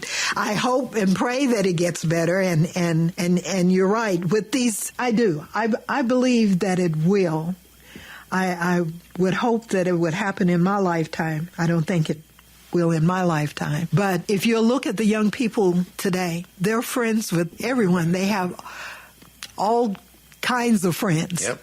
The people that are gay, the people that are disabled, the people, because there were a time where people didn't really communicate with people if you had a disability, if you were different. I think it'll happen ultimately, but I don't believe it'll happen in my life. I think we are giving our young people opportunities to mix more than we did before. I have a 13-year-old grandson who's in a school where there's a nice diversity. Yes. And I can tell he doesn't see the color. No. He doesn't see that color. No, that's beautiful. Right. Yeah, and I have some great grandkids, and they don't see color. Right. They just have friends. And I should say the granddaughter, that's too. My friend. Who goes to the University of Mississippi, and she doesn't see that either. Yeah, right. That's my friend. So it's what we're teaching our children right now. Right. Yeah. I've been fascinated by World War II, and I've been reading a book, Berlin, and how when the fall of Berlin and the Allied forces and all took it over, and they discovered that when Hitler's war was on, he rounded up 25 million children to indoctrinate them into respecting him and his theories of a white race. Being superior. And being superior Aryan race, right? And anything to do with Nazism. Yeah. And the only good thing came out of it, it actually ended up protecting them from war, but they became orphans and all that kind of thing. Mm-hmm. But he knew how important it was to indoctrinate them. Right. That they were superior, the rest of the people were not. Right. Yeah. And so I don't want to give him credit for anything, but he did do that, rounded up 25 million children. I'd never heard that before. Yeah. And so we need to be indoctrinating our kids is the only thing I can point I'm making here. Yeah. Well, with the critical race thing, that to me is the most ridiculous. And here we are with a law that says teachers shouldn't be teaching. Teachers were never teaching critical race theory to kids. They were teaching history. And they were not placing somebody to be more superior or to be frightened of that person or to say negative things about this is what happened. It wasn't like that. History wasn't taught like that. And it's still not taught like that. But just the idea that people are that you're going to get fired if you say the wrong thing about history. Do you think that we can come up? Sometimes people are confused. What is critical race theory? And it's kind of tough to deal with and to explain it, I think. Right. Do you have a quick explanation? No, I don't have a quick explanation. I know that it's a theory that's taught in law school. Right. But it has to do with the manner in which you teach the subject matter, where you would make a person feel like that one person is the bully and the other person is the victim. Right. And that's not the way history has ever been taught. And the history teachers that I had, and I don't think teachers are doing that today. I think they are now so uptight about what can I say, what can I do, that they don't want to touch it. Kids need to know their history. And so in our community, you will know your history because your parents will tell you. We need to do more people in the church telling you. In the different organizations, you need to know your history. Mm-hmm. And because they passed this law does not mean that you don't have a right to know your history. I read this morning in the paper, and this was in Tulsa, the school board elections are going to be held, and one of them running for school board was asked, well, what do you think about critical race theory? And she said, well, I don't know, but I do know that from K through 12, we're not teaching it at all. No. We're not teaching it. No. It's not there. No. Right. So, anyway. How about advice? Advice to the young, maybe advice to the blacks. What advice do you give out? Because you speak now, don't you, to young people? Oh, yes. And yes. So what advice are you giving them? My advice is to dream big and to know that the world is open to you today like it's never been open to you before. And you have the right and you have all of the resources available to you. And I'm thinking blacks, the opportunities to blacks now, Yes. we've been telling the negative, Right. the nasty side of it and so forth. It's far more open today than Yes. it's ever been. And they're standing on the Absolutely. shoulders of people like you, as a matter of fact. And of course, I had no idea at the time that I was making a difference. No, you didn't, Yeah. but you did. And all these people in all professions are getting doors open to them. Yeah. Because of what people like you have done. So to blacks listening, you need to hear the history because it'll cause you to respect more the position when you become the first black president of ABM, Right. of IBM, Yes. or whatever. Yes, you know? right. And that these people helped you get there. Absolutely. That's what the history is about. Absolutely. And it was folks like my boss, John Harrison, Yep. that opened doors for a lot of folk all around. Right. A white man. Yes, a white doing that. man Right. became my mentor. Right. After Well- having been one of those kids involved in the city. How would you like to be remembered? I'd like to be remembered as someone that cared about my community and wanted to do everything possible for us to applaud our history. And Perfect. that's why I wanted to let people know about history. Yeah, Yeah. perfect. That's great. Well, I've enjoyed this. We've had 2 hours, 47 minutes. And I didn't realize I've Talking. I've enjoyed it. I've enjoyed it too. And I Yeah. thank you for sharing the story. This will be on our website now forever and ever for kids to be know about history, Yeah. but also inspired by your story. And I want to thank you for it. Thank you.